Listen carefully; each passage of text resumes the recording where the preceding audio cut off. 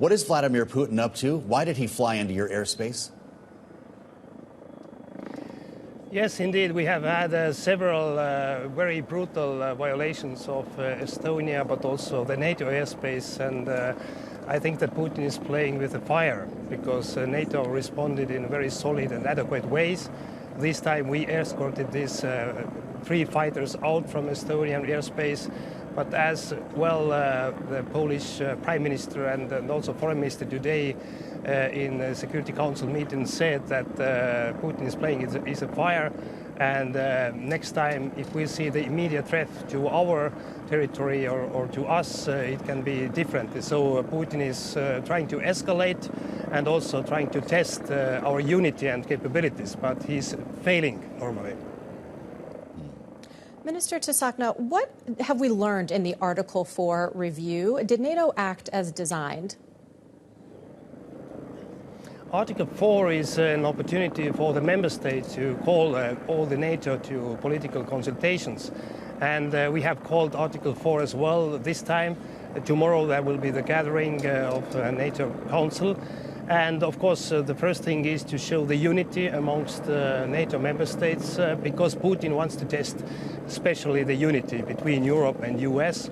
But we are united. And the second thing, what we are expecting as well, is more practical decisions because after the attack against Poland just a couple of days before, Article 4 was called and the NATO mission was established. This is Eastern Sentry mission, and this is in the middle of the military planning. So what we do expect is as well to increase the military capabilities in our eastern flank, because we are taking the first response as the Baltics, Finland and Poland.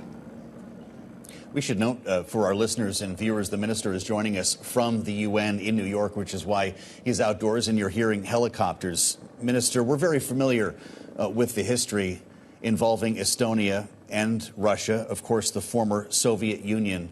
If you're of an old enough age, and I know that there are many in your country who still remember the invasion and the occupation, the annexation by the Soviet Union in 1940. Fast forward to 2025. Does Estonia feel secure as a frontline country in the NATO alliance?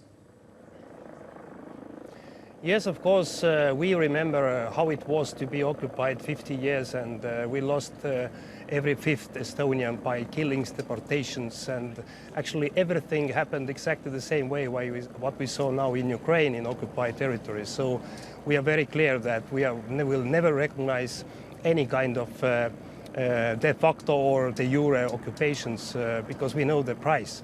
But now we decided after the regaining independence in 91, 2 things. First, we definitely will fight back if the aggression is coming. We didn't do it in 1940. And the second thing, that we will never be alone again. And this is exactly what we see as a member of NATO, as a member of European Union. As well today in United Nations, we got lots of support and understanding by different countries globally, because the territorial integrity principle is important not for Europe and the neighboring countries, for Russia, but also globally. So if you ask me how we feel, we know Russians well. We have been living there thousands of years, and we know what may come, but we are prepared. I was defense minister of Estonia in 2016-17, and then we saw 120,000 troops ready to go within 48 hours the other side of the border. But we didn't have such a scale of NATO troops as well, US troops in our territories. And now these troops are sent to Ukraine, and they're literally dead. So Russia has not full-scale capabilities to invade Europe militarily. They're stuck in Ukraine. They're not successful there, but they're testing us. But we feel safer than ever before. Estonia is one of the highest paying NATO members on defense spending, 5.4% of GDP. Where do you prioritize that money? Is it air defense? Indeed, Estonia is increasing from the next year our defense budget up to more than 5%. We have increased this already years, so this year was more than 3%.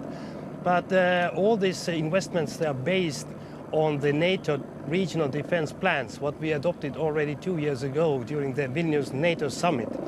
And the change is actually the concept that we don't let Russia into our territories. So we will be ready to hit to very deep to Russia to eliminate the military objects and the support for the aggression against NATO. So what we invest in is, of course, deep strike capabilities, the drone capabilities, everything what we see as well that Russia is using in Ukraine, and Ukraine is very successful using the new level of defense capabilities. But of course we need air defense, we need this traditional level of capabilities, but mostly as well we need NATO unity and NATO troops integrated to our military. So that's why we're working heavily and increasingly investing to defense spendings. But I'm happy as well that finally all the NATO members accepted this 5% goal even for the next years. But we see that Europe is paying a lot more and investing heavily. We could do it like 10 years ago. I think it was a correct and right time, but it's a good thing that we are doing now. Minister, how concerned are you around the Pentagon cutting funding for the Baltic Security Initiative? Can you and your partners in Eastern Europe make up the difference? Yes, of course, we are concerned, but we are working with Congress and explaining as well that every dollar that U.S. investing to Baltic defense, all this money goes back to U.S. economy.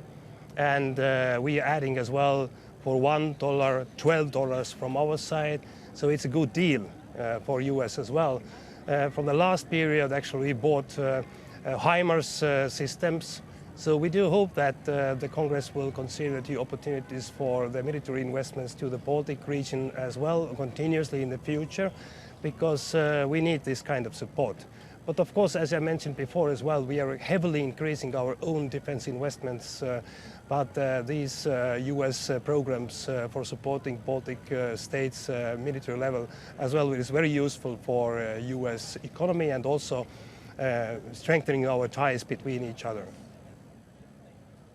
Minister, are you confident that President Trump has your security interests front of mind? I'm absolutely convinced that that President Trump is keeping his word. He's repeatedly said as well publicly in The Hague that U.S. and he will be committed to NATO Article 5. So everyday work what we do together with U.S. on military level, on political level, this support is very clear. And today as well in United Nations Security Council, the U.S. ambassador was very clear that the U.S. will protect Estonia, Baltic states, the region. U.S. will be committed to NATO Article 5. So I have no reasons to think the other way around.